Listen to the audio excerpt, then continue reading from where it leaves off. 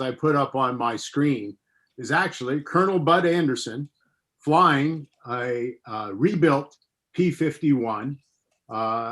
In his 90s, he was flying this. Do I have that right, Colonel Anderson? Not quite. I had to look. I had to look that up after I made that statement. It was back in my last Mustang flight was in my late 80s. Well, we'll give you a pass on that. I quit flying at 90 as I just turned my license. I just turned my my medical expired, and I just let my flying go. Still pretty phenomenal, though. Still pretty phenomenal. So, Colonel, if I could ask you to just hold on for about 5 minutes. After we spoke a couple of times, Todd and I thought it would be a good idea to put the P-51 and the story of the P-51 in some historical context before we start allowing you to tell your story through the slides we have. Not everybody understands and knows what the story of the P-51 is. So I have just half a dozen slides here. So the P-51 was preceded by other fighter planes in the European theater. One of the first, not necessarily the first, one of the first was this very strange looking plane that some people might think of, the P-38 Lightning, developed by Lockheed Corporation, first flew experimentally in 1939. Deployed to England in 42. It had this unusual twin boom or twin fuselage design. Was very fast for that time, had a very long range for that time, for 1942. It was a great success, particularly in the Pacific theater. In fact, it's the plane that was used to shoot down General Yamamoto in 1943, if you know that story. But that's getting off to another tangent. Very successful airplane, but could not match the German fighter planes of the time. So the next slide, you see another famous plane, which you may have heard of, the P-47 Thunderbolt.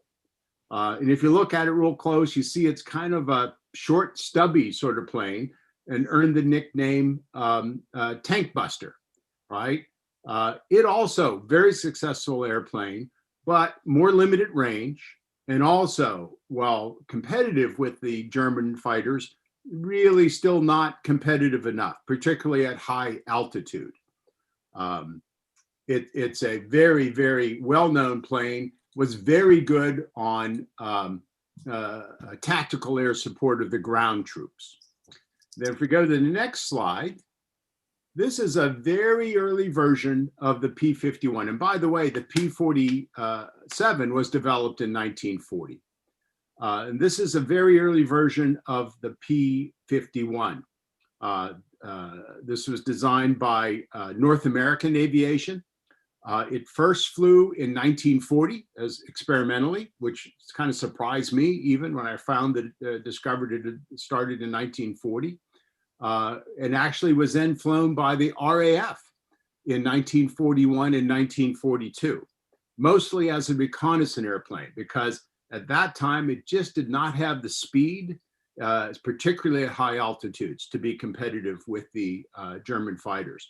At that time, it was using an Allison engine. And somewhere in the RAF in 1942, the lights went on and they matched it up with the next slide, this powerhouse engine, right? The Rolls-Royce Merlin engine, which the British had been producing for 10 plus years at that time. Liquid cooled V12. This reminds me of the engines I used to work on in the 1960s in power cars in my dad's auto mechanic shop, only probably twice as big. Incredibly powerful engine, okay? And it was used not only in the P-51, but the Spitfire, and also was the engine used on the famous heavy bomber, the British heavy bomber, the Avro Lancaster. It was only when they matched this engine with the P-51, and then there's another picture here, Todd, a little different view of the engine, that you finally had an airplane that had the speed and I'm going to let Colonel Anderson explain all that, not only the speed, the maneuverability, particularly at high altitudes, that it could challenge the German fighters, particularly the 109. And it also happened at a time in late 42, early 43, if you go to the next slide, Todd, where the U.S. Army Air Force and the heavy bomber campaign was running into trouble in 1943. And the trouble was they did not have fighter escort to take them all the way deep into Germany to bomb the targets they wanted to bomb. They had the Spitfire, you had the P-38, you had these other planes that could only go so far. Not only could they not go far enough, but they really couldn't be competitive against the German fighters. If you remember from some previous lectures or presentations, the heavy bomber force and the generals who ran it thought that they really didn't need fighter cover, that the Flying Fortress had enough machine guns and flying in a box formation could make it through to the target. Well, they made it through to the target, but with incredibly high losses. So finally, if we go to the next slide, Todd, in late 1943, the P-51s began to appear in England in enough strength with enough pilots to make a difference in late 1943. You see this version here, it's a flight of P-51s. And what's interesting is you see under the belly and under the wings, you see these extra fuel tanks. These fuel tanks were attached and they would drop. And there's an incredibly interesting story, too deep in the weeds today, as to how they were developed over time, because that was not easy for the Army to develop. So finally, in 1943, we had the plane, we had the engine, we had the reason for these fighter planes to come into existence. And that's when our guest on the next slide, Todd, Colonel Bud Anderson, at that time, not a colonel, probably what, a lieutenant colonel? I was a captain. You were a captain. That's when men like Bud Anderson appeared on the scene, matched up with the P-51, and we had our dream come true, if you will, in terms of our ability to compete with the German fighters. And then from here, if we go to the next slide, Todd, you see another picture of then Captain Anderson, 22 years old at this point, Colonel. I can't see your slide. You still got the P-38s up. Oh, is it really? Is it so? Okay, let me restart. That sometimes happens if I don't optimize for video. Let me do that again. Here we go. How's that? Oh yeah, that's me. Okay. Sorry, Colonel. I thought you were seeing all of the slides as we were going through them. So, Okay. So at this point, Colonel, I'm going to stop talking so much and ask you to start telling us your story. Born in Northern California on a farm, worked on that farm all your life until you were 18, 19, correct? And how did you come about to join the Army Air Force from being a farmer? Well, I always wanted to, first of all, I want to say happy birthday to Julia. And she stole my line. She stole my line. That's what I always say. I'm 99, and I say everybody's younger than I am. Happy birthday. Thank you. Okay. So anyway, get back to the story.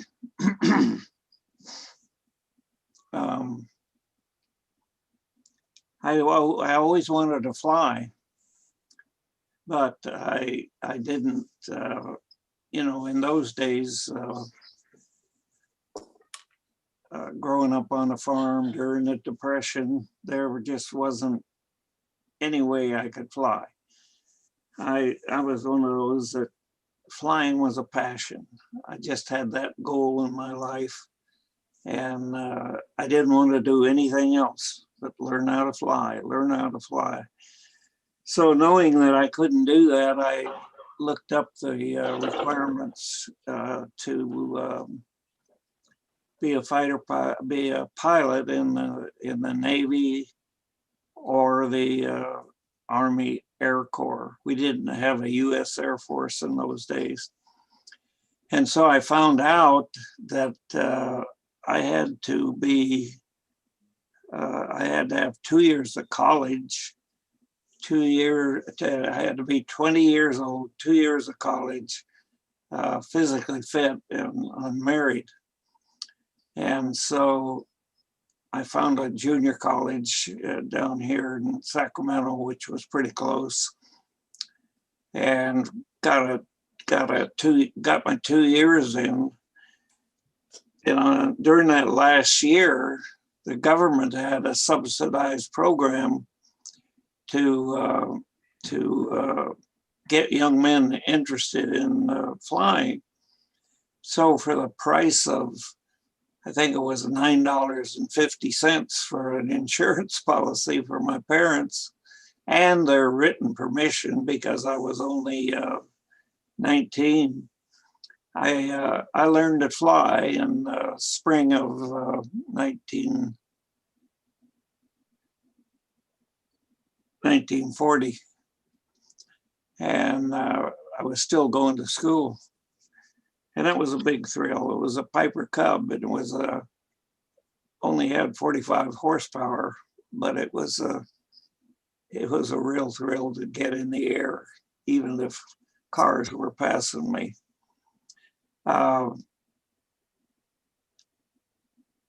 Then I got a job at what became McClellan Air Force Base. It was the Sacramento Air Depot.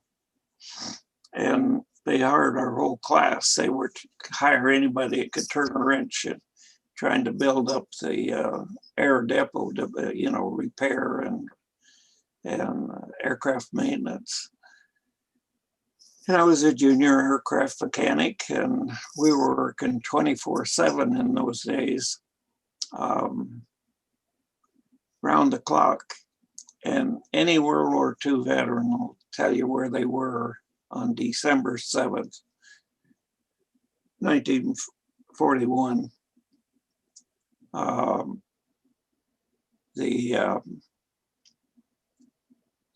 I was working, it was a Sunday late in my case, and I can remember the foreman came around and he says, "Hey, you, Bud Anderson, go home and come back at midnight on the graveyard shift. The Japs have just attacked us in Pearl Harbor." Mm-hmm. My gosh, I didn't even know where Pearl Harbor was.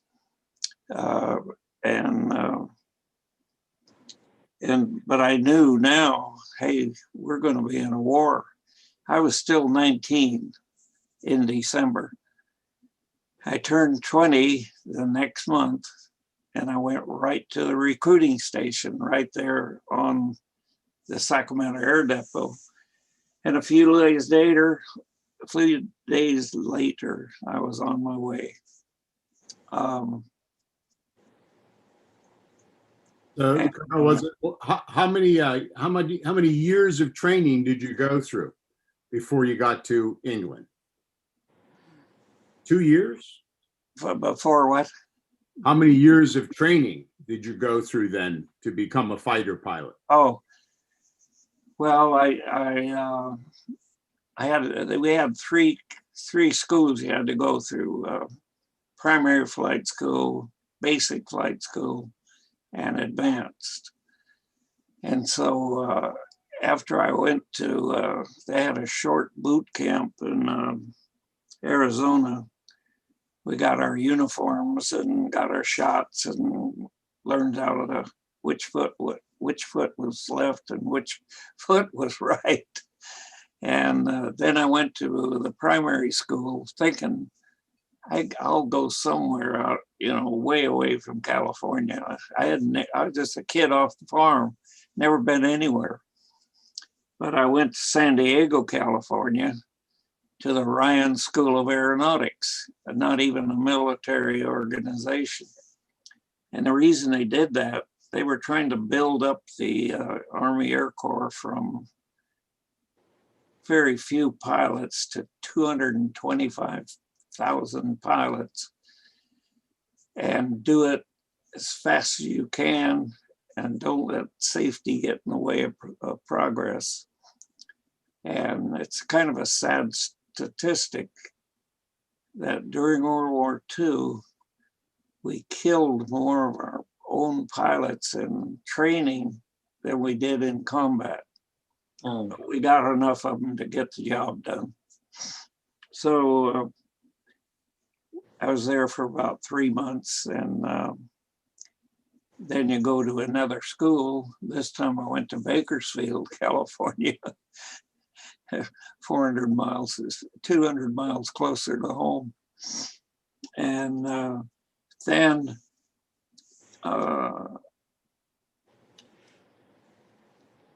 we got when we were at San Diego, we were flying the Ryan PT-22, little open cockpit, no radio, fixed gear, very simple airplane. And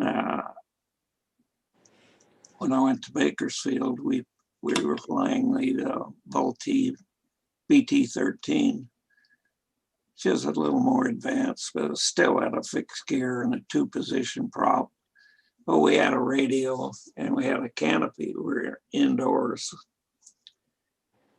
And then we started flying formation and night stuff and instrument flying, learning in the back seat under the hood.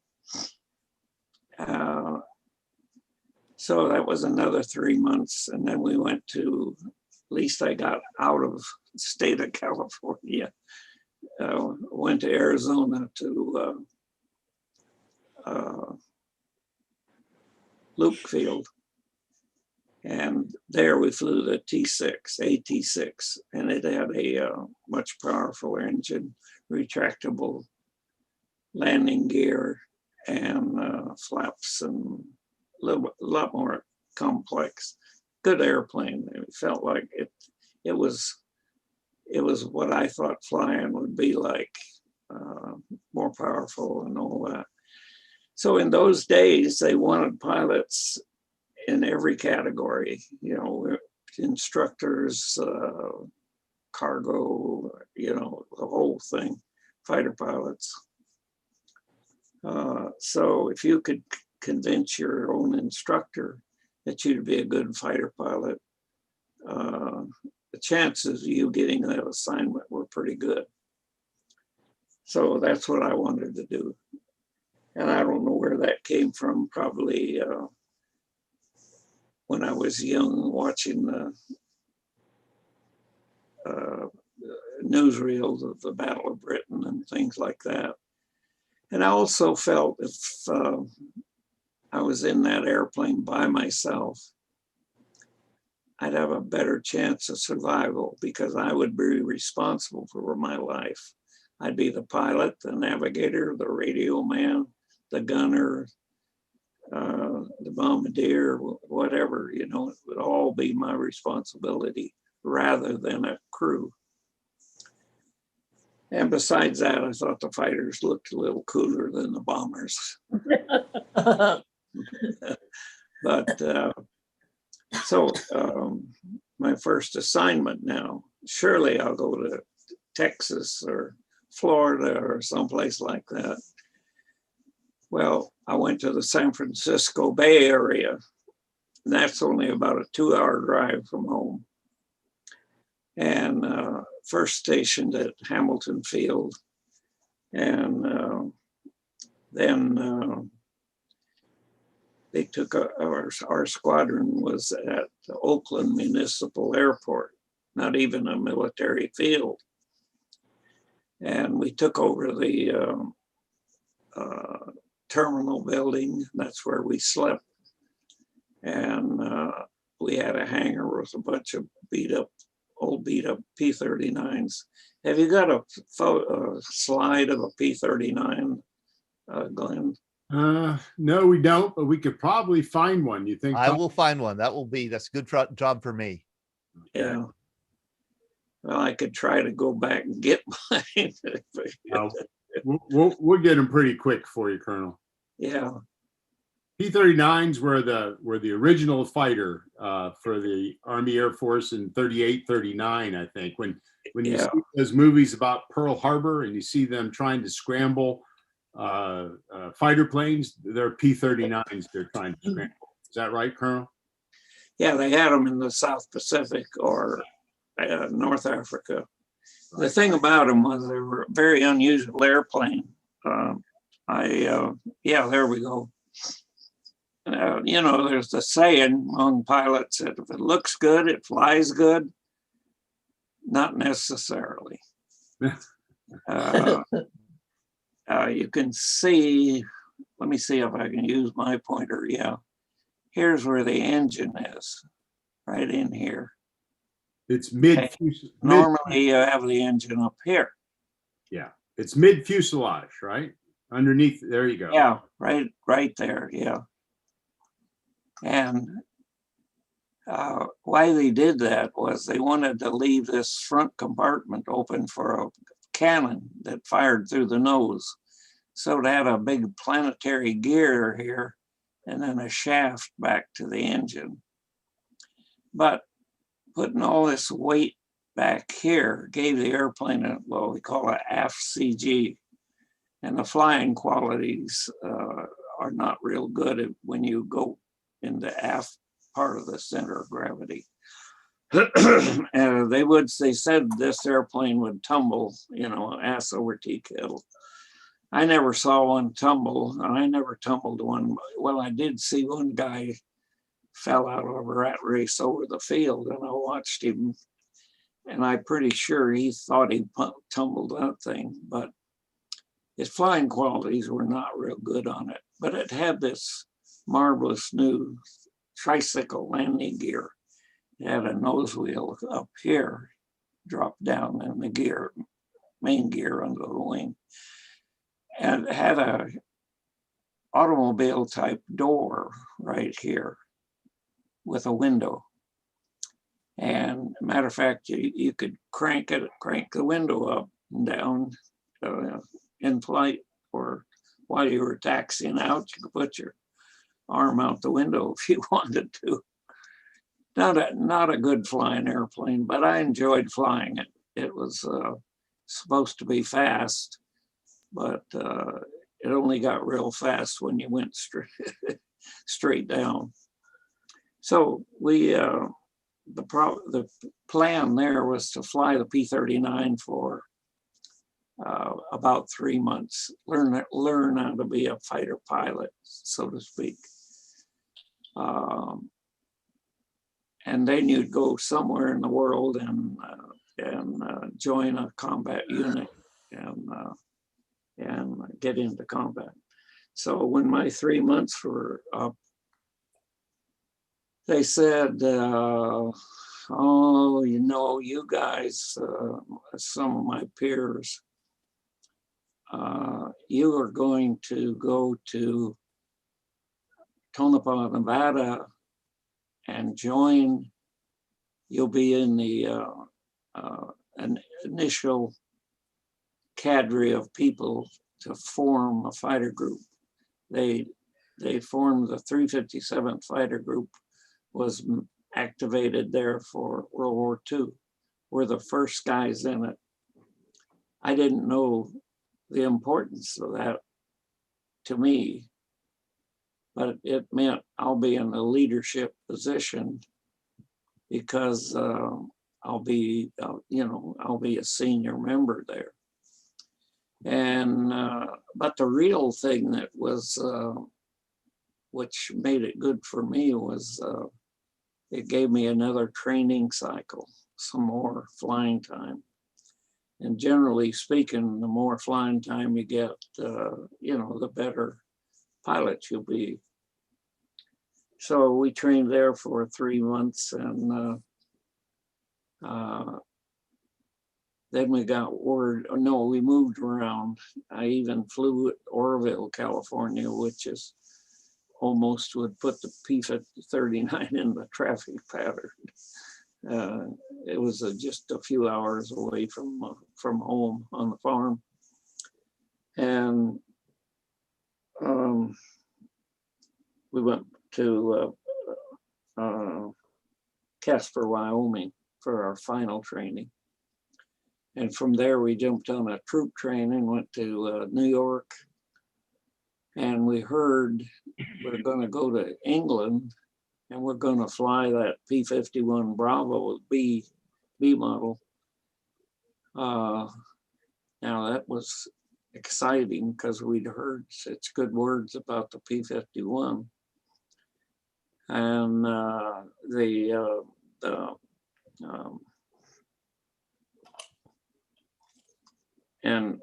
but we had not even seen one, let alone fly one.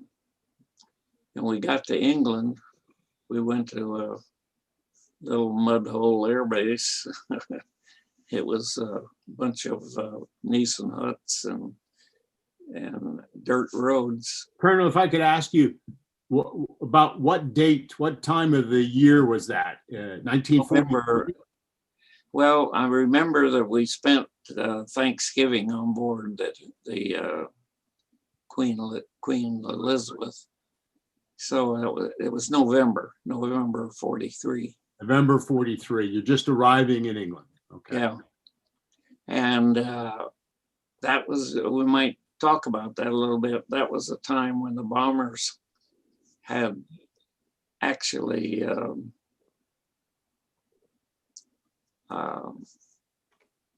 had a stand down. Right. They were losing too many airplanes. Right. And they were in trouble. And so, but they said we have to have an escort. And the first Mustangs were in England, the 354th Fighter Group. I may get into too much detail here, but they were for ground support, and they were just there in England getting their airplanes and waiting for the invasion, so to speak. And that's where we were supposed to go too. But they said, hey, we got these the 354th group over there with Mustangs. Let's try them. They're supposed to go farther and do all these good things. So they loaned the 354th to the 8th Air Force temporarily. And they were so wildly successful that this 8th Air Force demanded that they get P-51s. We were the next unit, and so we were assigned to the 8th Air Force, the first bunch. And that's another lucky break for me. I'll be flying escort, and the chances of engaging the enemy are better there than on ground support. Do you remember, Colonel, what was the date of your first mission on escort? Late February. Late February of 1944. Yeah. Okay. And I flew with the no, let's see, it could have been late January. I flew with the 354th on a practice, they sent flight leaders and squadron commanders and stuff like that down there to get time in the P-39. Some guys were lucky to get 2 flights. I was very lucky. When I got over there, and we got a couple, 3 airplanes, and we moved our base to Leaston. That was near the coast, and that's where we stayed for the whole war. But when I got over there, the group commander says, Bud, you're going to go to the Royal Air Force Central Gunnery school. And he says, I want you to take a P-51 over there and instead of flying the Spitfire in the school. So I got about 35 hours before I went in combat.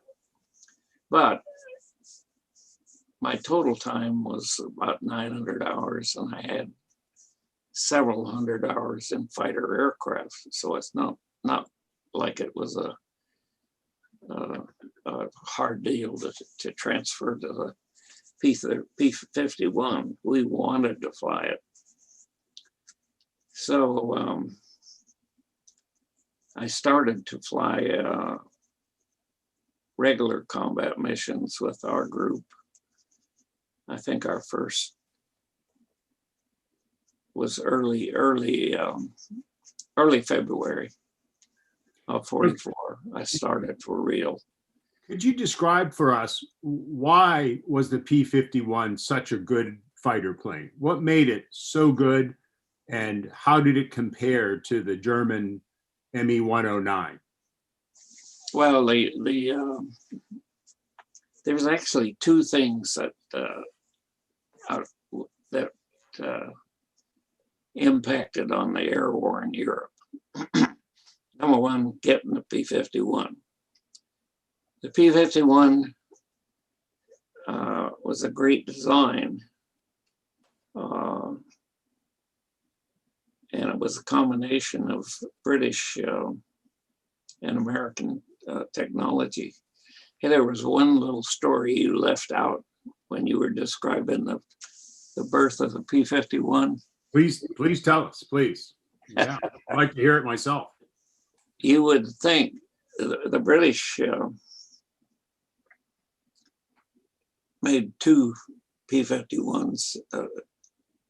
They made two for the Army Air Corps and sent them over to Wright Field, where procurement was, and research and development.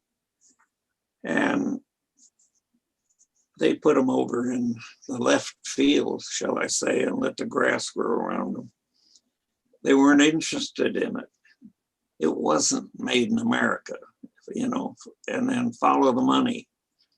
We nationalized all the industries and like General Motors was even making airplanes. Ford was making B-24s. And the Packard Motor Car Company was the one making the Merlin engines here in America. And it had been redesigned a little bit for mass production by an American engineer. And so they had the answer. It was the XP-75. And of course, it was going to be built by General Motors, and it was going to have an Allison engine, which was a General Motors company. Follow the money, I say. And it was a huge airplane. It had counter-rotating props and this big X engine, two Vs, two inverted Vs. And they crammed enough gas in it so it could fly as far as a B-17. And finally, as a pilot in the a military pilot got to fly it. He came back and told his boss, "Hey, this P-75 can't even defend itself, let alone the bombers. It's a horrible airplane." And so he had to go up through the chain of command, and it was an awful lot of resistance because they'd spent a lot of money on developing it. And they already ordered 2,000 of them, the P-75s. And somebody finally convinced him we should go with the P-51 and cancel the P-75. Northern American wasn't stupid. They knew what it was doing, and they were working on increasing the range by fuel tanks and stuff like that. So there was actual evidence that they really, somebody, 2 or 3 people in there tried to prevent the Mustang from being built. But fortunately, it did get built. And I wanted to get that story in there.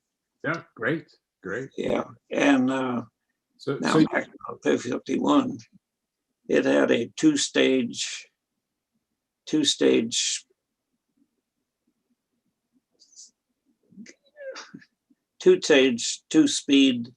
supercharger. Sorry. So you had a supercharger up to 18,000 feet, then automatically or manually you could put it in high blower, and then you had a high blower to take you up the West Thruway. I've had a P-51 over 40,000 feet. Wow. In combat, we were well into the 30,000 feet altitude over there. No pressurization, of course, and no heat. They had a little tube that came out over your foot that had the words heat written over it. But it sure didn't have much heat. I finally got some bomber boots, you know, just the ankle size ones, and wore a winter flying suit, my leather jacket, and a collar, because the flying suit was so, there we go. The flying suit, you know, when you rotated your head to look around, was raw, runs your neck raw. So we wore it for that. Wasn't for show. And of course, we didn't wear the tie when we were flying either. Colonel, when was your first victory against a German fighter plane? Was that early in 1944? Oh yeah, I got 13 of them during the spring, and then I got the rest of them on my second tour after the invasion. The other thing that was significant was about the change of command. General Akers was a bomber guy, and he was going to prove this strategic bombing concept, where the bombers could always get through and they'd ruin the German war-making capability, and the troops could just walk in. Well, they forgot to tell the Luftwaffe about it, and they did get those losses. And they changed the command. General Arnold, chief of staff, put Doolittle in charge of the thing, and he gave him direct orders. Your mission is to destroy the Luftwaffe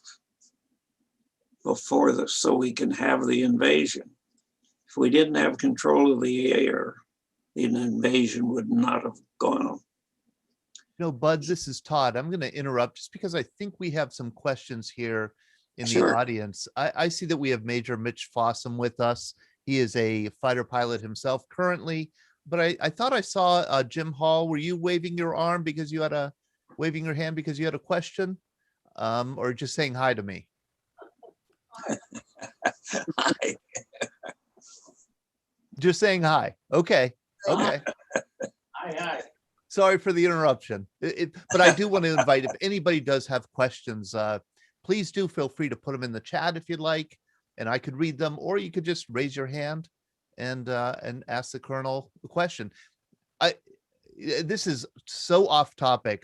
This might be too off topic, but I see somebody here, an airman who actually served with you in the same building at Edwards Air Force Base. It's Jim Jameson. He was a lowly airman, young airman, but he remembers you very well. Jim Jameson, when was that? 1960, 62?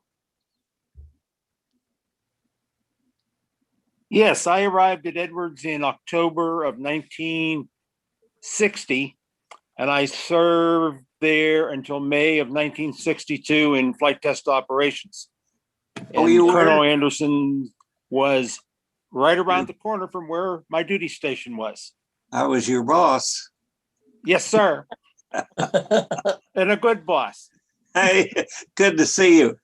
Good to see you, sir. And Major Okay. White, you shared an office. I'm sorry. You and Major White shared an office. Oh, yeah. Yeah. I loved the I loved the we're- X-15 we're getting- project when I was Yeah, we're there. getting off track. Yeah, If I sorry talk about my that. flight testing stuff, that's going to take another hour. Yes, I know. I know. I'm sorry about that. I just saw Jim. and Oh, I we just could do thought, it. oh, Well, let's shoot, try to get Where to, was it? Where was I? I'm 99 now. I forgot where we were.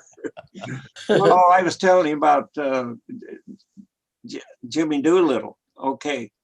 So now when we got over there, our directives were, they told us how to escort. They wanted us close. They wanted us to fly formation with them. And then when the enemy came in, they wanted to drive. So we were supposed to drive them away and then come back. And we actually had an altitude limit. We could go to 18,000 feet. If we hadn't shot them down, you had to stop, go back up and join them. Wasn't the way to do it, as it turns out, but we did what we were told. And when Doolittle took over, he changed everything. He said, and I'll tell you what, we were frustrated fighter pilots. We were, we couldn't fight. We had our arms almost tied behind our back, and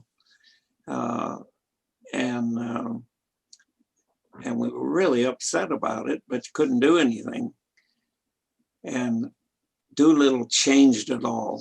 An official policy: pursue and destroy. And he said that from now on, you fighter pilots, when you engage the enemy, you follow them to the ground and kill them. And the spring of 1944 is, historians generally agree that that's when we defeated the Luftwaffe. And we didn't do it by blowing up factories and airfields and airplanes on the ground and all that. We did it by killing their experienced pilots. And that allowed the invasion of the European continent and the eventual downfall of Germany. Now,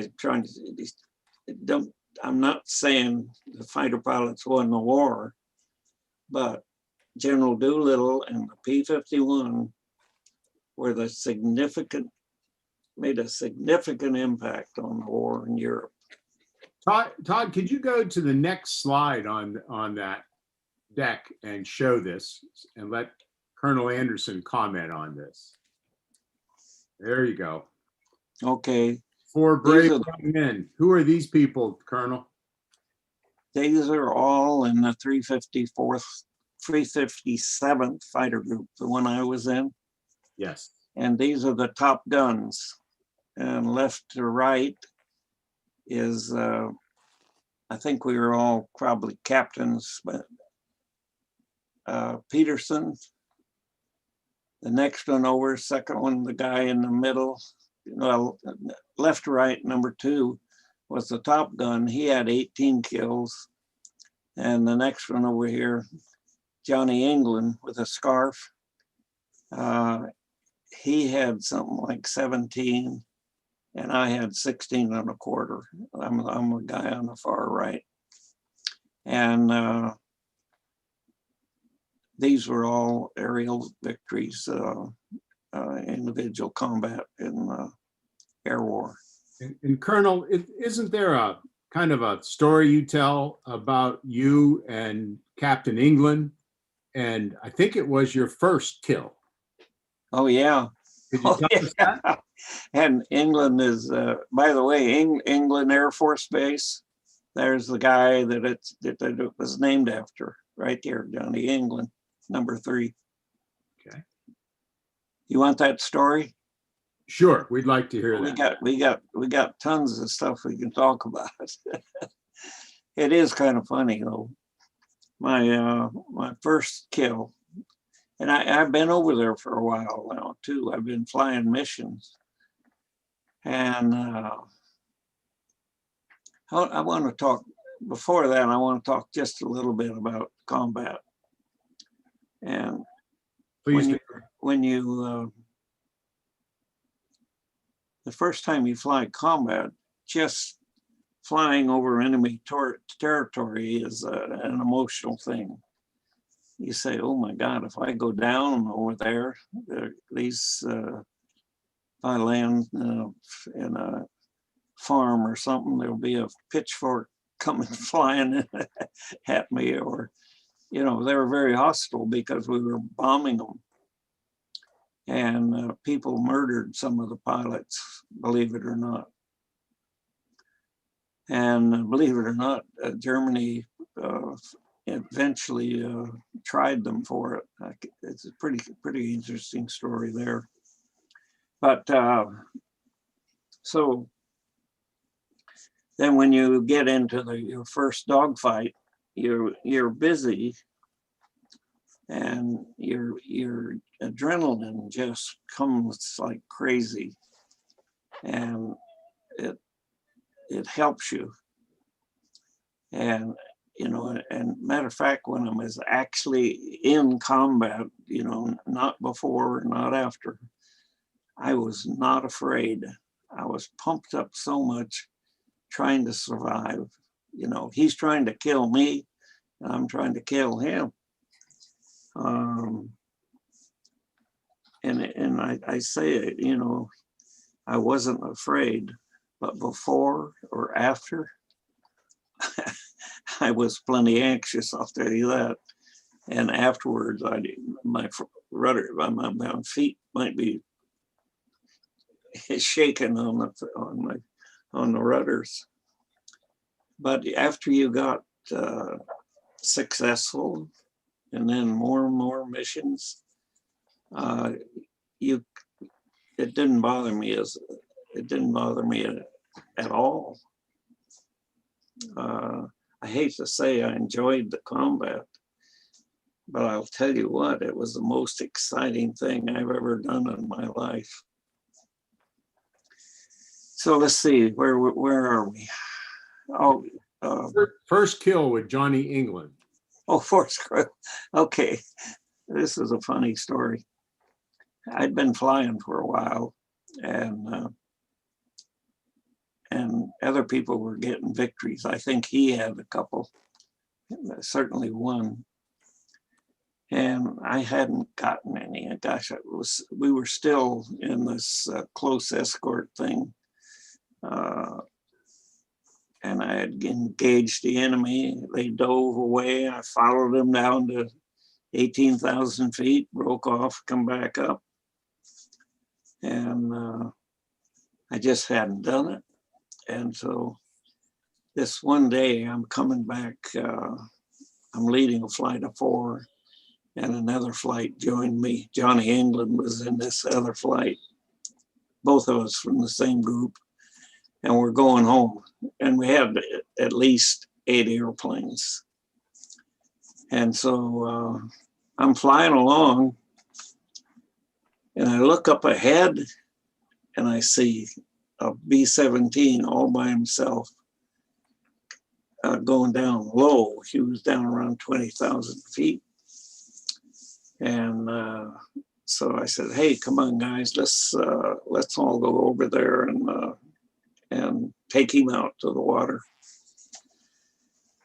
So as we're starting to get over there, from the other direction came 3 ME-109s with their bellies up to us. See, they didn't see us, and they were going in after us after the B-17. Well, that put us in a really good spot to attack them from the rear. So I'm leading this whole pack of P-51s, and I said, "Okay, one of these guys is for me." And so we cut them off at the pass, and we got into a turning dogfight. Well, this was down lower. And I didn't realize that down lower, the lower you got, the better the ME-109 was. And in the hands of a good pilot down around 15,000 or lower, it could give a pilot a hard time. And so I'm in this, and we couldn't, if you get into concentric circles, you know, where you're in a tail chase with a guy, then you can close in on him, you know, if you got the better airplane. But we had gotten into a turning dogfight very close to each other around like that. I'd come at him at a steep angle, then he'd come at me at a steep angle where you can't really hit anything. You'd be very lucky if you did. And so we're going around like this, and I was like, God, why can't I get on this guy's tail? You know,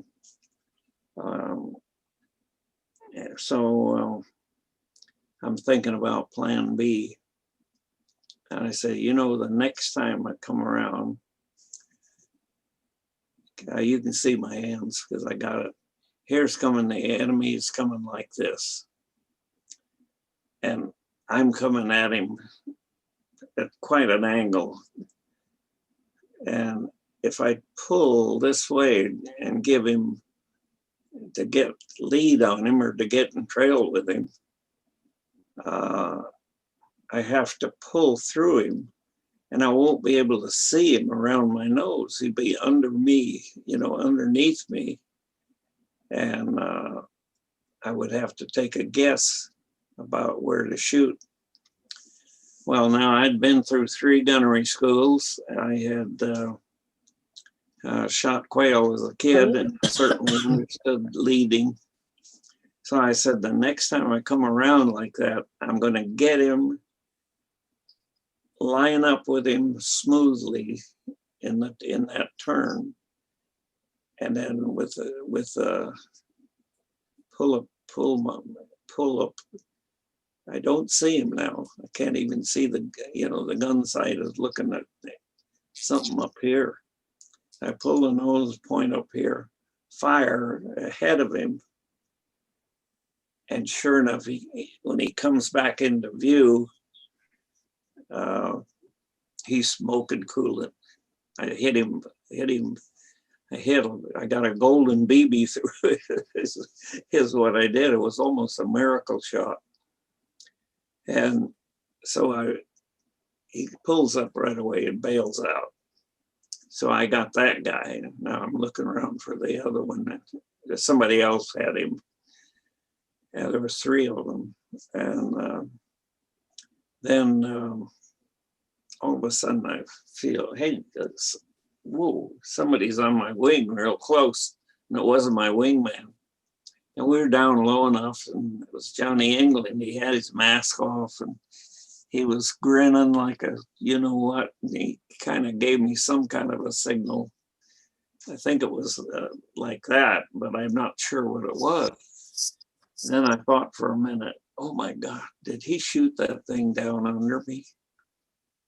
Out from under me? And that's, oh my God, you know, that's not very sportsman, but there's a war on. I guess we're trying to all kill the Germans. So I convinced myself on the way home, we still have a long way to go home. Take the bomber out slow, and then he's slow. And so I convinced myself I probably didn't shoot that guy down. I knew if I did, it was a very lucky shot.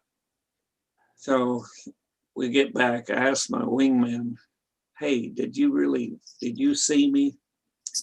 He says, no. He says, I was out of position. I didn't really get to see you there. I saw him bail out, but I didn't see you shoot.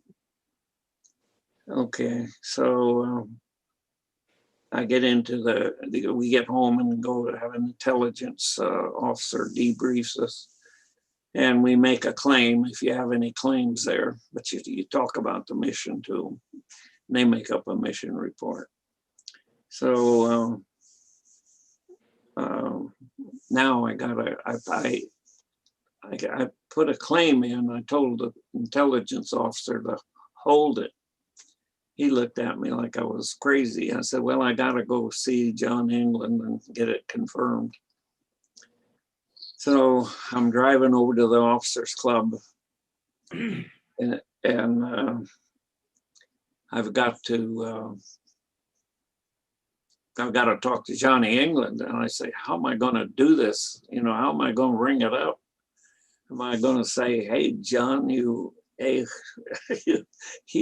jerk, did you shoot that thing down out from under me? Or, you know, what? I'm kind of embarrassed to go over and ask him that question. So I go over there and he's at the end of the bar and he sees me and he comes running over to me. And I didn't ask him anything. He says, Andy, he says, that's the greatest shot I've ever seen. You got that sucker out there about 60 degrees angle off. And I said, I went like this. I said, oh, Johnny, you know, lucky shot.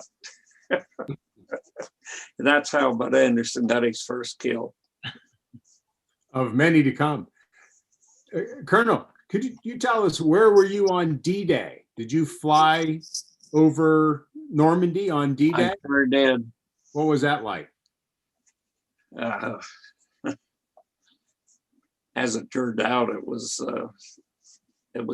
nothing. But let me tell you the whole story, how they work it. D-Day or D-Night or the day before. I got to talk about that a little bit. We came home from a mission and we were flying over some of the estuaries that, you know, on the coast of England. And we could see they were crammed with landing craft, that they were just jammed with these boats. They had assembled them to you know, to get ready for the invasion. And it was a dark night and it was moonless. And they had two whole air forces to do ground support. The 9th Air Force and the Royal something Tactical Air Force. They were going to go to beaches. They covered the beaches. Now you got 15 fighter groups in the 8th Air Force. What are you going to do with them? So they put us in a ring around Normandy, back from the actual landing area.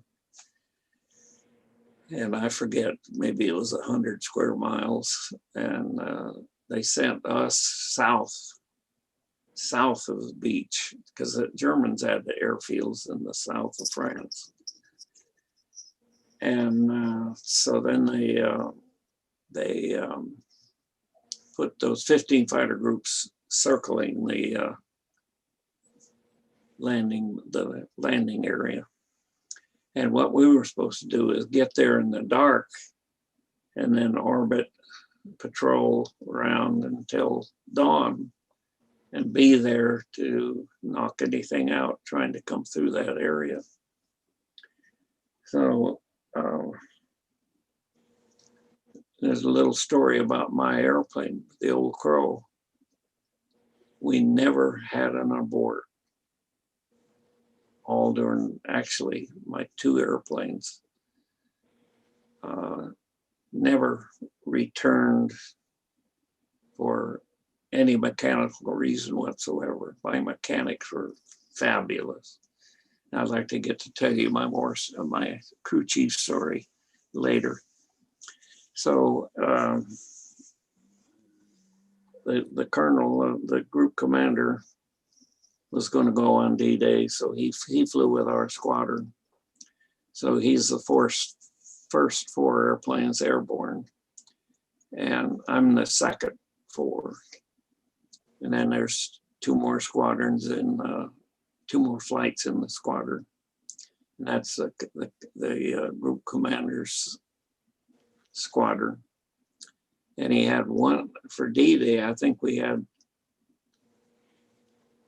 one other squadron with us, or we usually flew out with 3 squadrons. I can't remember what we did on D-Day, but I know we had at least 2 squadrons went out there in this night thing. And he left his navigation lights on, which was helpful. Oh, first of all, on the takeoff, normally, you know, you do a walk around your airplane. I'm going to tell you how I screwed up here and check it out. Well, I'd done that so many times with my crew that I could walk in and just jump in the cockpit and I know it would be ready. They had run the engine up twice and gone over all the switches and levers and had it ready to go. Well, I did a cursory walk around at night, got in the cockpit, and I taxi out, start up on start time and taxi out, wait for the first 4 to go out, get in line. And a P-51, something was critical. It had a radiator underneath the airplane and had a flap that opened like this. And you always wanted to leave it in the open position when you were on the ground because you want to get the most air through it. And you didn't want it to overheat and blow the coolant.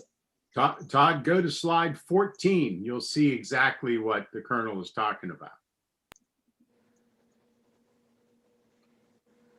There you go. No. Oops.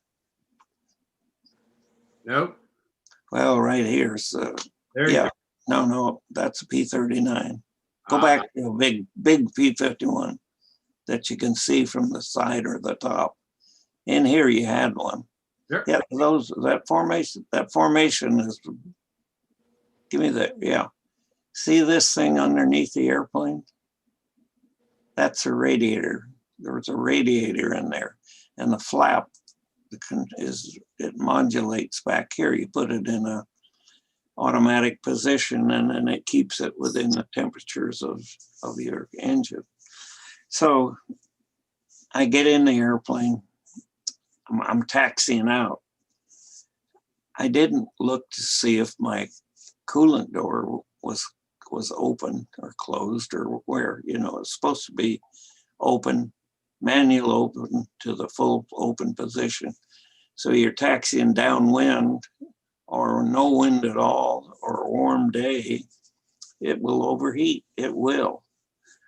And so it's critical. So I taxi out, get on the runway, get my wingman on there, and we rolling down the runway, and just as soon as my tail wheel gets up, my coolant blew.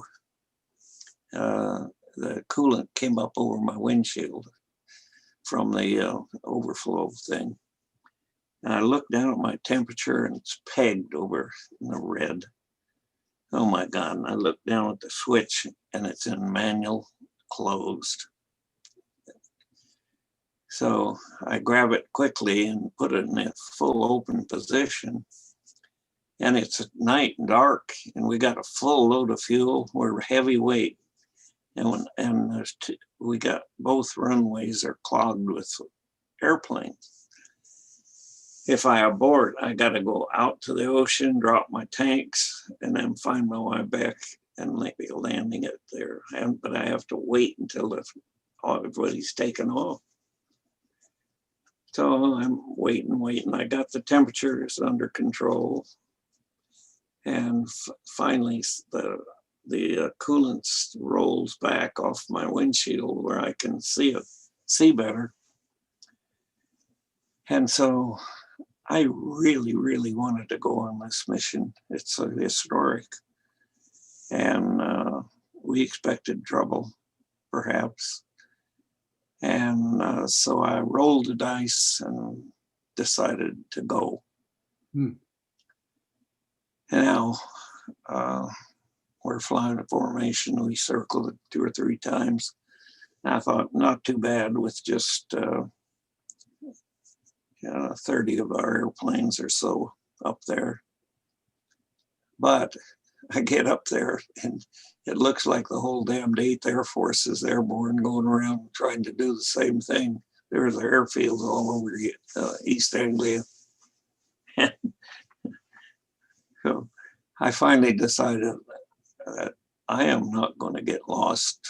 And so I took my flight and slid right under the colonel, enough where I could even see his exhaust. And coming out of the engine. And so we roll out, head down, flight time distance to our thing at night. We had to fly formation in the clouds to 2 or 3 levels of clouds. Fortunately, they weren't very thick. We get down to our area and the colonel says, okay, lights out patrol. Lights out, Jesus. So I said, oh boy, now I got to really move in and fly down where I can see under him and I can see the blue flame of the engine. And I could hold that position and my guys could fly off of me and at least we'd be there. And we go around and around. Every once in a while, I ask him to blink his nav light so I can make sure I'm where I think I am. And comes dawn. I just flew. I didn't look at my flight because I didn't want to lose position. In the night, it was dark, really dark. And so dawn comes and I look up ahead of me and there's the colonel of the group and a wingman and me here, and then Obie O'Brien behind me. He did the same thing I did. He said, I'm going to get on Anderson's tail. He usually gets home. And so here we end up with a 4-ship flight out of the whole squadron. I think we lost 2 airplanes that night.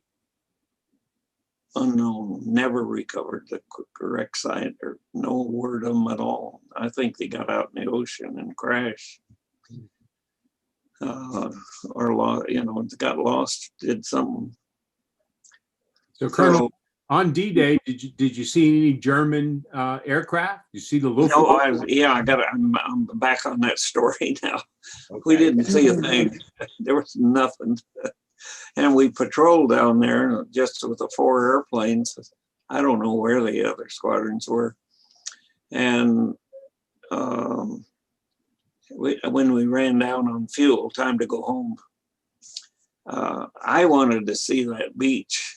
And so I noticed that he was not going directly home. He was heading over for the north edge of the beach. It was a big curve, and he was heading for this end of it. And so we got up there, and sure enough, he starts letting down. We went through 2 or 3 overcasts, broke out, and we were in a perfect position. Here was the beach, and we went right over up 10,000 feet or so above there, and we got a perfect view of the entire beach curved around there. We could see all these landing crafts coming in there, see the rooster tails behind them. Wow. Smoke and fire all around the beach and a lot of activity. We were pretty high, but it was a pretty impressive sight. And then I got home and I logged 6 hours and 55 minutes, longest mission I ever flew. But that gives you an idea of the how far a Mustang can go. endurance. Was there just Colonel, what? I'm sorry, Glenn. Colonel, we have a lot of people who have questions or several questions out there. Leah Berman, would you want to unmute yourself and maybe ask yours? If you can't, I could pass it along. Oh yeah, hi. I'm actually on my mom's iPad, so I'm not Leah. I'm actually her son, Trey. I was wondering if you ever met an Me-262 in combat. They're the German jet fighters. Oh yeah. Good question. I got another funny story for you. They started showing up in the summer of 1944. And they were at least 100 miles an hour faster than we were. And if they flew right, if they did everything right, there wasn't anything you could do. But, you know, if you saw them coming, you could turn and go head on with them. And they had 4 30-millimeter cannons in their airplane against our P-50 calibers. So, however, if they screwed up and they got in a turning dogfight, the Mustang would eat them up. We could outturn them very easily. Yeah, here's one. Now we got a, yeah, that's a 262 right there. Did you have a dogfight against any of these, Colonel? I'm sorry. Did you personally dogfight against any of the two? I'm getting to that. Okay. I had chased them, and one day the B-17s are going this way, we're going this way, and one of them went that way, you know, so I turned and went after him, dived, and I'm diving and I'm diving and I'm diving, I can't catch him, you know, and I thought, you know, I better look around here, and I looked behind me, and my God, it looked like the whole 8th Air Force was after this one airplane. And I said, I'm out of here. And I chased a couple of others. Well, it comes to this day, I'm flying with a flight of 4. I can't remember what we were doing, but I had plenty of fuel to continue our mission if I had to. And I'm here at, I don't know, 25, 30, you know, somewhere in there, pretty high. And I look down below me, way below me, and I see a single 262 going 90 degrees to my path. And I said, oh boy, here's my chance. If I get in a dive, I can catch him. You know, but I have to cut him off at the pass. You know, I can't wait till he gets here because he's too fast. He's pouring black smoke, you know, from the exhaust, you can see him good. So I told my flight, now here's what we're going to do. I think we still had our tanks. We're going to drop tanks. No, first we're going to go to full power, full RPM, full throttle, full up, drop our tanks. I'm going to roll over on my back 90 degrees. And I'm going to be going down, hoping here he coming down, or I got to get my hands up.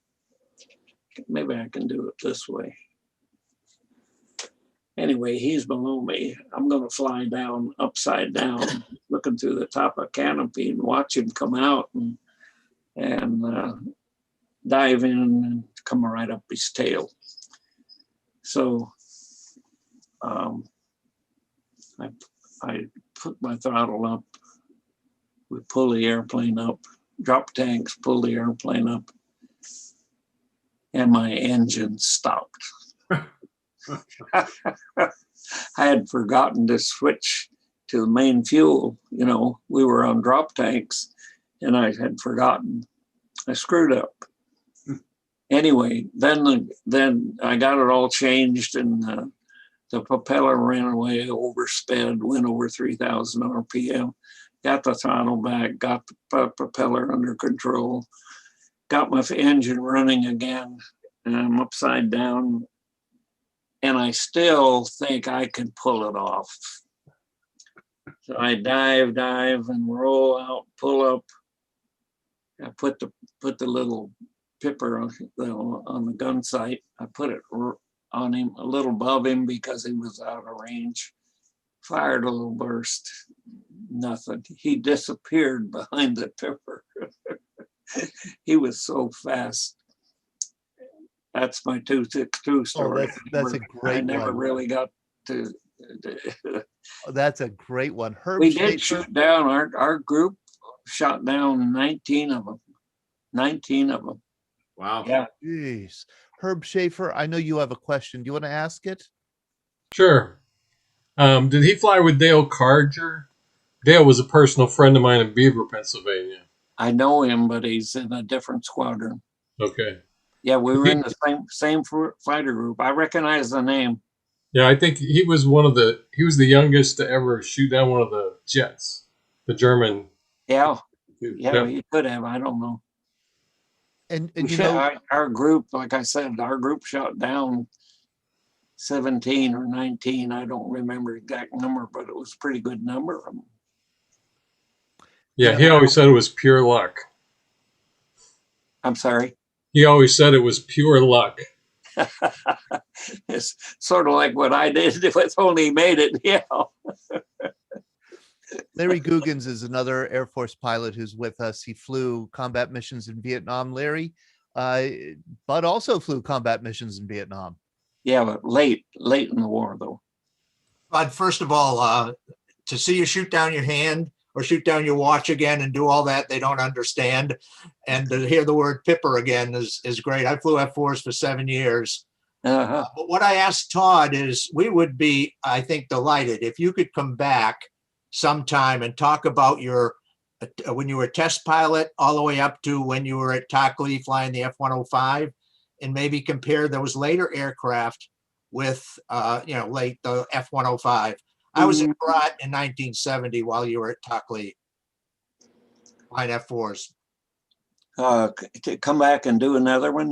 I would love you to, because I'm a fighter pilot, and I would love to find out about your experiences when you were a test pilot and your experience. I did in Vietnam. I did some crazy things. We all did. Yeah, I agree, Larry. And Larry would be very happy to pay if you want to charge Bud for a round two. Larry would be very happy to pay. You know, those fighter pilots get paid a lot of money. He's got it to spend. No, that's no problem, Todd. You can just send a credit card. I'll take care of it. What do you say? But thank you for everything you're talking about. I'm glued. I can't say how I feel right now, but orgasm might be. Hey, family show, Larry. Family show. Say that. Fighter pilot. Fighter pilot, exactly. But and I'm serious. I would love to do a part two with you, and I will email you, and maybe we could schedule something, because Larry is so right. You had a long Air Force career, fascinating one. Flew over 100 different aircraft, and I would just love to, have you talk a little bit more. Our youngest participant here, Henry Shepke from Madison, Wisconsin, has a question for you, and then we'll go to Jim Jamison, who also has a question for you. Henry? Hi. I was wondering if he flew over Bastogne during the Battle of the Bulge. Oh, I did not participate in the Battle of the Bulge. Okay. Yeah. Jim Jamison, do you have a question? No, I do not. I just wanted to make sure that Henry had an opportunity to ask his question, because he is the youngest of our group that participates regularly. Yes, and he's also somebody who knows more about World War II than I do. I offered to help him out with his homework, and he said, "I got it. Don't worry." Does anybody else have a question here? Mary Klepper, did you have a question? I was wondering, Colonel, did you ever, I'm assuming you flew from land, but did you ever get a chance to fly off or onto an aircraft carrier? I'm sorry, I didn't quite get that. And did you ever fly off of an aircraft carrier, or was it only No. land? No, I did not. Did you ever want to? Those are really crazy guys. Another level of crazy. I had, you know, when I was at Edwards, we had a Navy liaison officer that came down and asked me several times. He said they'd fly an airplane in, pick me up and take me out in the Pacific and go on an aircraft carrier. I didn't even do that, and I wish I had. But no, I did not fly off of carriers, and I wouldn't particularly have wanted to. There is a limit to your insanity then. Could I ask him one question too, Yes. based on these PowerPoints? If you go back to the PowerPoint, Todd, and because I like to make this point, it's slide 13, Todd. If you have that. Is that mine? No, it's not my PowerPoint. The other way, Todd. 13. Yeah. Okay. That one? There you go. That one, Todd.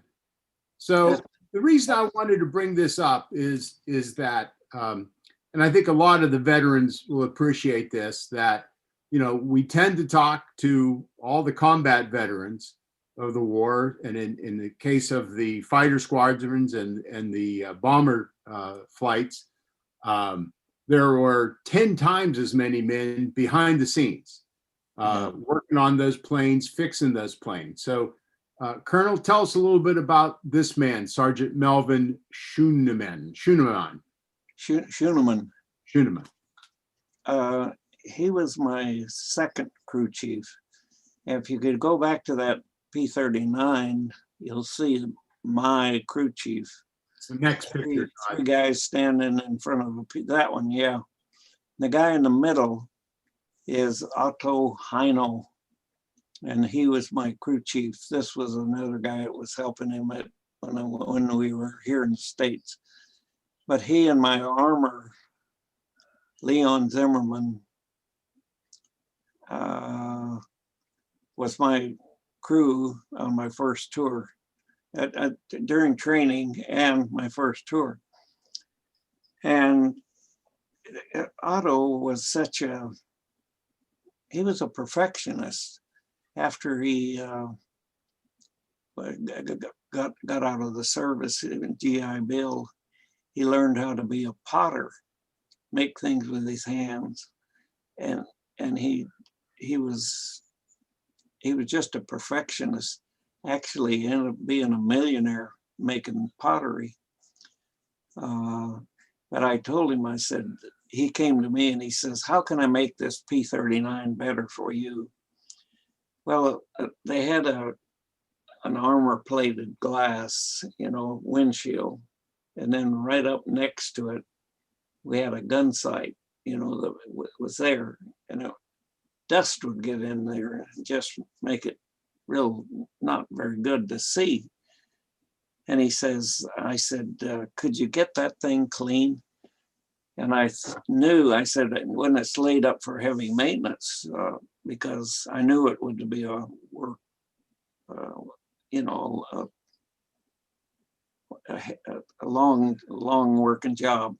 Once you took the gun sight out to clean it, you had to put it back in, and then you'd have to, fire the guns in and be sure they're lined up and all that stuff. So I said, when the airplane's out for maintenance,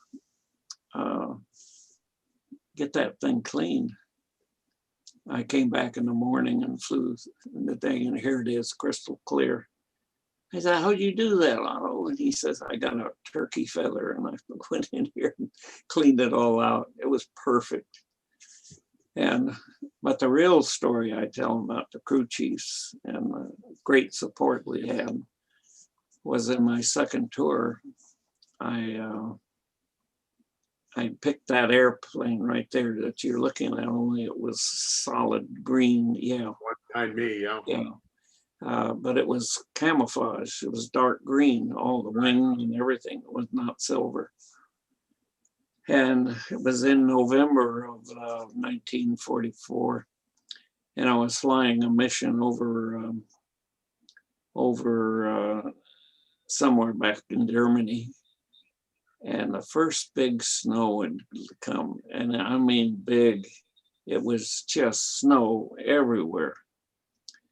Well, our airplanes in that time frame, we had a real mix. We had all camouflage. We had silver, all silver, like the one here. And we had half and half paint schemes. It was a mishmash of different things. On this mission, I looked at some P-51s that were way down below me. 2 of them were camouflage and 2 of them were silver. Well, of course, which ones stood out? The dark ones, the camo ones, looked over the snow, showed up. They weren't camouflaged at all. And so the silver ones, so one day I landed from this mission, and Otto now was he was the tech sergeant, and he was the line chief, and he had to look after 6 airplanes rather than just one.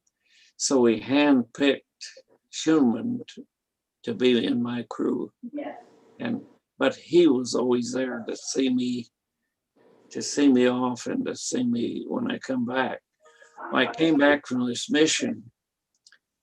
And I told them all about the mission and all that. And so then I said, hey, there is one thing you guys can do for me that might save my butt. Put it in a, would you take this? Again, I knew it was work related. So I said, when the airplane's laid up, paint it, get it depainted into a silver paint scheme. And so I went home and I went back to operations, and I said, I think I'll fly tomorrow. I'll put my name on the board. And came back in the morning, got my parachute, walk out, climb over the revetment. And I looked down, and here's my Mustang sitting there in gloomy aluminum. And these 3 guys standing there, kind of at attention, but looking silly and looking, kind of grinning. They always just saw my reaction, and oh God, I was almost embarrassed. I thought, these guys had to start. The minute I turned my back, they started to depaint that airplane in the afternoon. And their hands, they used 150 grade fuel to help rub it off. And their hands were actually raw, just looked terrible. And I felt terrible, and then I thought, wait a minute. That's these guys. That's what they wanted to do. They want to help. That's just a part. The ground crews were not doing the dying or the fighting, but they were just behind us 100%. I can't say enough about the support that I got in World War II from everybody, from the home front all the way down to the cooks and the bakers, and it takes everybody to win a war. And I'll tell you, World War II is one that we everybody in the country, we came together like nothing I've ever seen since. And the patriotism was there, everything was there. Everybody in the United States wanted to get this war over and get back to normal. I'm going to invite, once again, Air Force Major Mitch Fossum to unmute himself if he wants to say hello, because he's a fighter pilot now. I mean, that's what he's still in, and he's a pilot.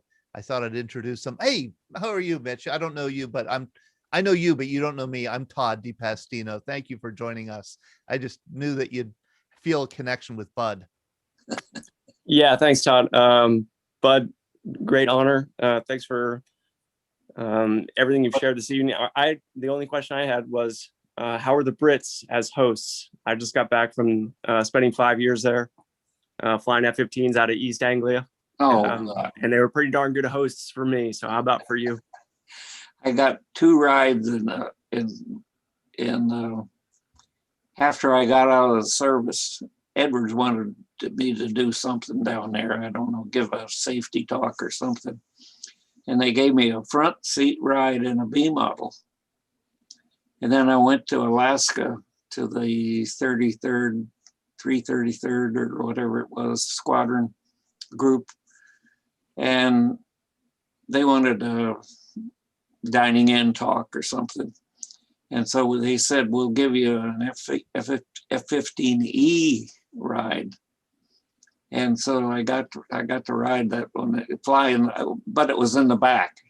And I asked to get in the back because I wanted to see all the stuff in the back. The guy had to do all that stuff. It was really interesting. Where are you now?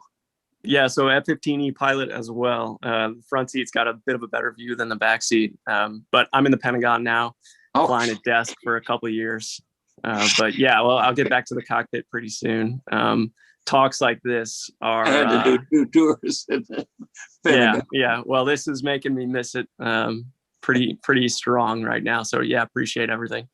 Yeah, you got what, 25 years? Then you say? No, 11. 11, sir. Okay. He's just a kid. He's got a long way to go to yeah, I really feel sorry for you flying a 15. Look at Corky laughing. Corky, why are you laughing at that? Why is that so funny? Tell us. It's one of the best airplanes you ever flew. I'd rather have a 22, but I think an F-15 would be what I'd want to go in a war. If we had a war, that's what I'd want to fly. You agree, Corky? Absolutely. Absolutely. A typical pilot. Higher, faster, further. Yeah. I just wondered, do all these guys drive Corvettes as cars? Exactly. Yeah. Yeah. Just like in the movies. Exactly. Derek here, who is a Navy CB veteran and also an expert on World War I. He had a question that was echoed by several others, including Henry. Derek, do you want to ask that question?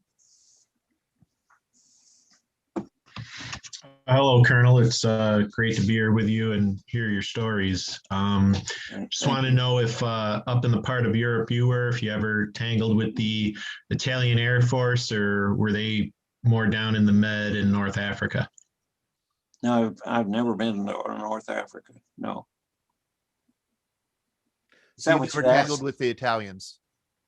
No. I flew out of England. All my flying was out of England. Does anybody else have any questions for the Colonel? We are wearing him out tonight. I mean, This is. I feel badly, Bud. I mean, we've had you on here for an hour and 45 minutes, but the interest is so high. It's okay. I'm great. I cannot thank you enough for devoting so much time. Carol Popchak? Yeah, Carol. Yes, I was just curious, Colonel, how many missions did you fly? Because there's an understanding that your luck kind of runs out after X number of missions. And I was wondering how many World War II missions you flew. I flew 116. Whoa. Yeah. But actually our tours were by hours, and 350 hours was the first tour. Okay. And the second tour could be whatever you wanted it. And it's a funny story. When I came home between tours, I got back into the personnel system, and I had to go through a personnel center, and they said, "Oh, you have to go see a shrink." And I said, what? And so I said, well, go ahead. I went over to see the shrink, and he says, do you know that you do not have to go back and fly combat? We've have thousands of pilots that haven't flown combat yet. I said, yeah, I know that. So he said, okay, go. and so the second tour was, I don't know how many missions. Well, the first tour, I can't remember how many missions, but I remember the hours. Okay. And then I flew,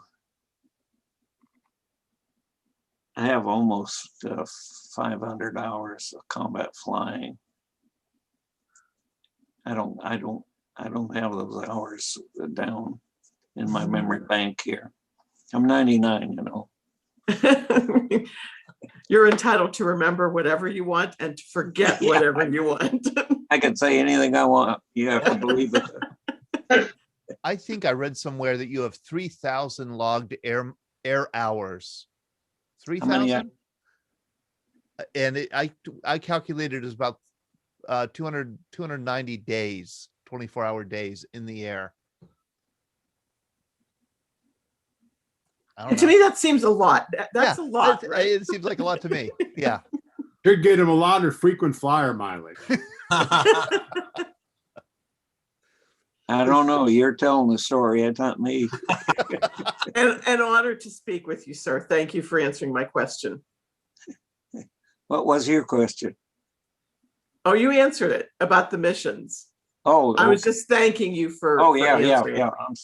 I'm sorry. I'm 99.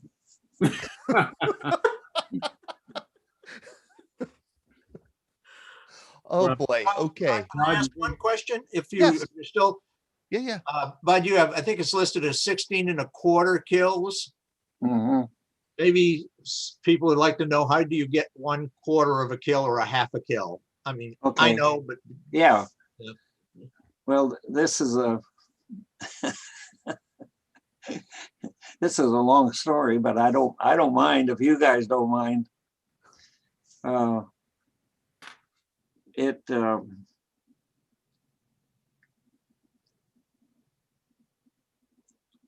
quarter of a kill, of course, is you share it with 4 people. 4 people fired their guns and shot down one enemy. So you see a lot of halves, you know, but you don't see many quarters. This day, let's see, we talked about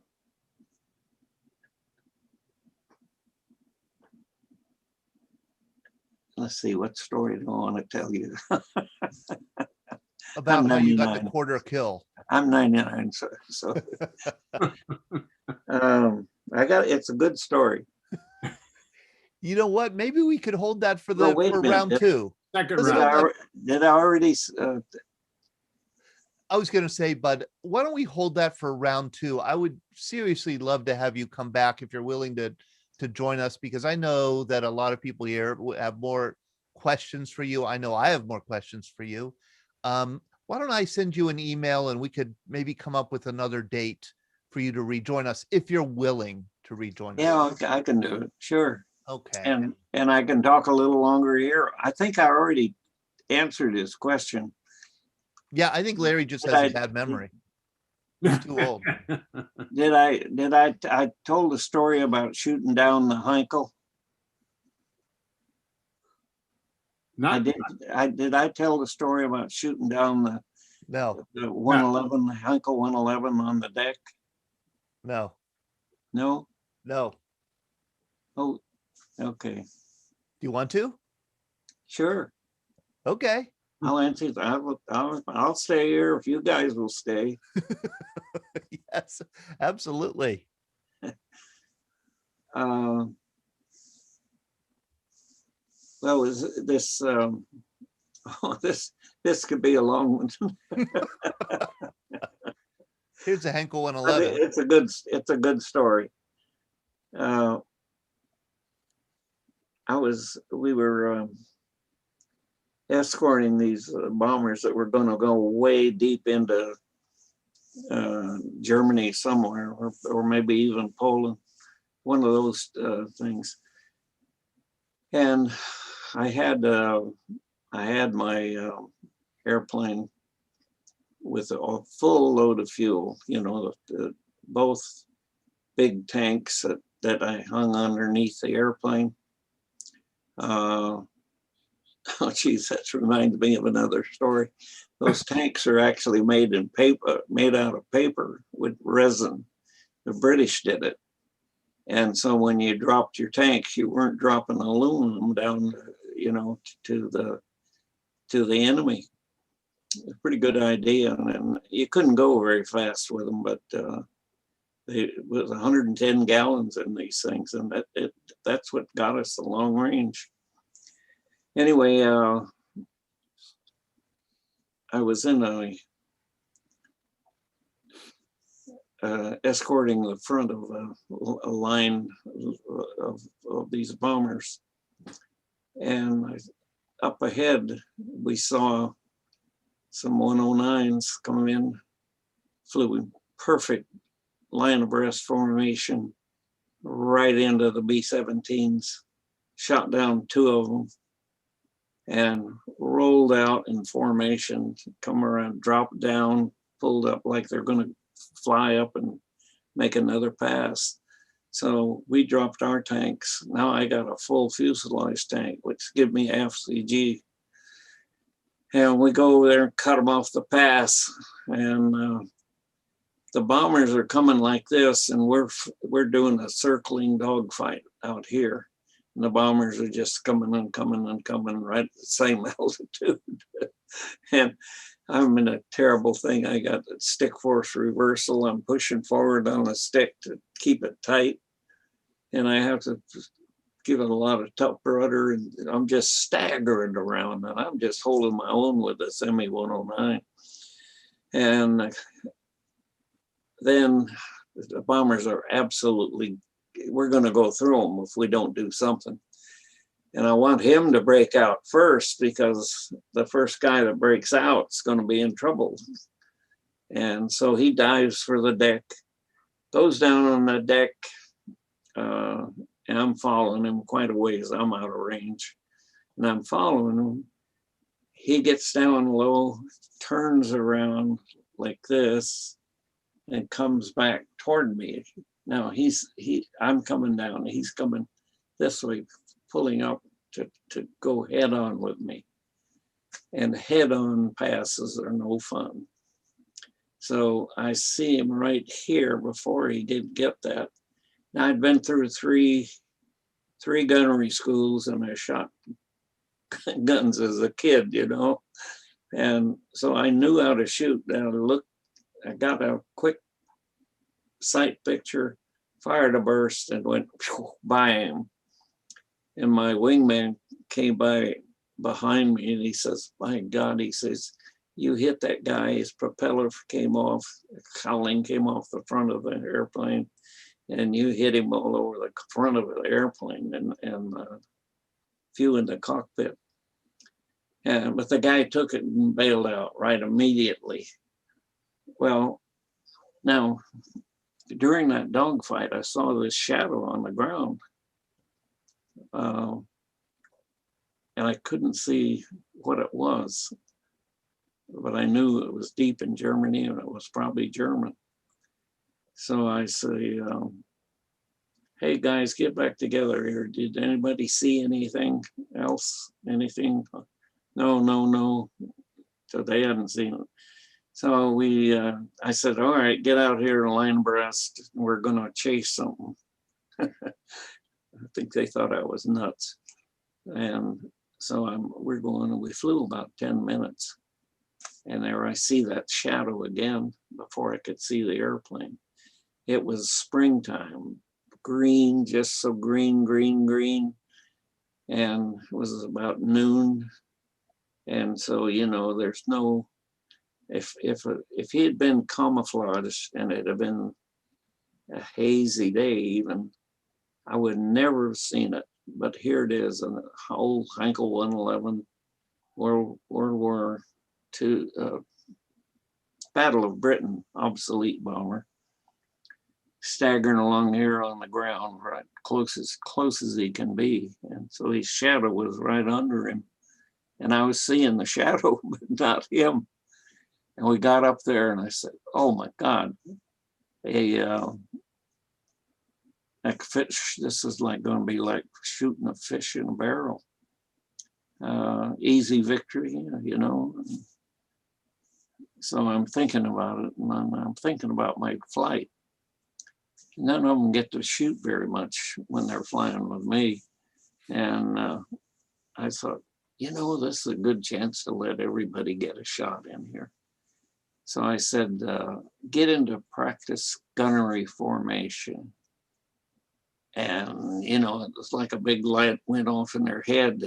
Gunnery formation, that means we're going to shoot.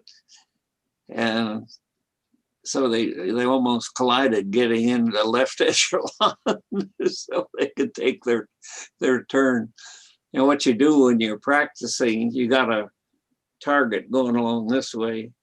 You peel off and you make a left-hand pursuit curve, go over on the other side, and the guy comes in and does his and gets on the other side, and then you make a right-hand pursuit curve. So you get a lot of practice in that.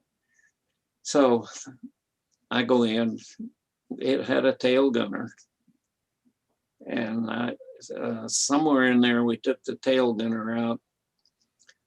I think I was hit an engine, got an engine smoking on my pass. The other guys came in and quieted down the gunner and got the other engine burning. But while they're doing that, I'm scoring them because I'm the leader. And so 2, 3 went in. Number 4 was a groom, was a new guy, and he was pretty green, and so he fired all of his ammo, every bit of it on one pass. Well, it burns out the barrels of the you know, you take burp like that, you want short bursts, and so I don't think he hit the airplane, but I gave him a hit. and so that's how you get a quarter of a kill. The Heinkel bellied in and hit some rocks or something up on a big meadow. And he just tore it all up and ripped apart in 2 pieces, and actually 2 guys got out of that airplane. And one of them is standing out in the front near the fire, kind of hands on his hips and looking up at us. You know, we're buzzing around there like angry hornets. And he's just standing there looking at us. Another guy took off and ran. And there is no place to hide. I mean, it's just an big open meadow. And they were lucky to get on it and crash land, you know. And so I saw this. I decided I'm going to give this guy a thrill. So I came down like I'm going to strafe him and shoot him, and buzzed right over the top of him and pulled him, did a roll, got my flight together, and we went home. And that's how you get a quarter of a kill.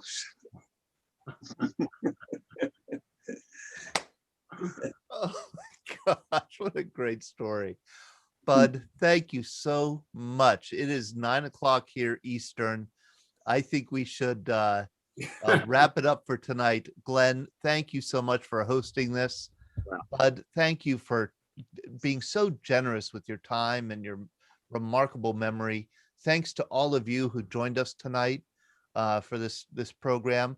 Feel free, we're going to regroup here tomorrow morning at 9 a.m. Feel free to join us if you'd like. We'll be also here next week at this time for Julia Parsons' birthday party. Please join us.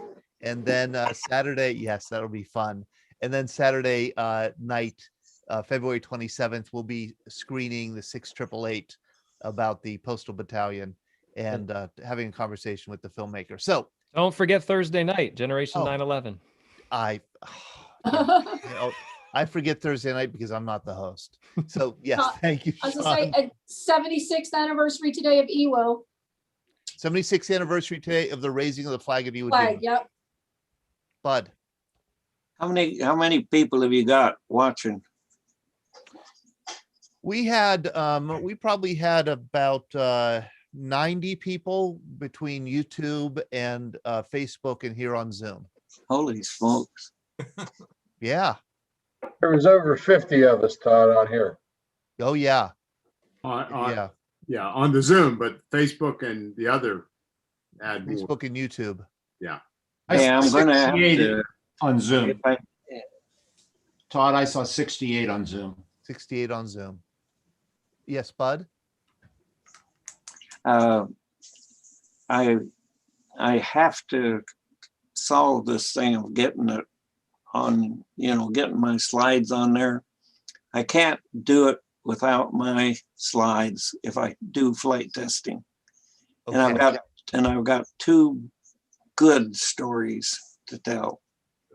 That could take an hour for each one of them.